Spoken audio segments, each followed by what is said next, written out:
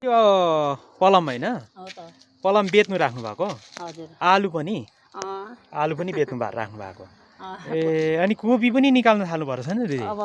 निकै भयो त कोपी त लाग्यो दिदी एकदम खुसी लाग्यो र हैन कहिलेदेखि बेच्नु सुरु गर्नु भएको दिदी मेरो बेच्नु त सुरु भर्खर ए भर्खरदेखि बेच्नु भयो दिदी यहाँ अहिले त आज त बने पनि भएको छैन ओहो आजको चाहिँ भएको छैन हिजो अस्ति यो कत्रो कत्रो पलम हो आम्माम यो त धेरै ठुलो होइन दिदी पातलो फलेको थियो पातलो फलेकोमा दाना ठुलो हुन्छ अन्त पातलो फलेकोमा ठुल्ठुलो हुने नत्र यो अलिक सानो सानो पो देखेको थियो त हेर्नु त पलम त हो धेरै ठुल्ठुलो पलम हजुर होइन त्यतिकै त खानु हुँदैन नि दिदी हजुर परिश्रम त हो कि तपाईँले अब मिहिनेत गर्नुभएको त्यतिकै त खानु हुँदैन नि आम्माम कत्रो कत्रो हो यो त धेरै ठुल्ठुलो छ यो पलम त दिदी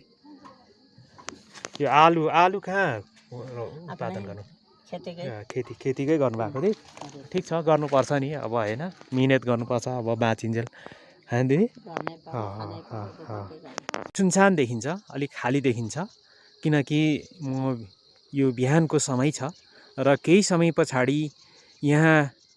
गाडीहरूको घुइँचो लाग्ने गर्दछ गाडीहरूको सार्वजनिक बिदाको दिन यहाँ घुइँचो लाग्ने गरेको छ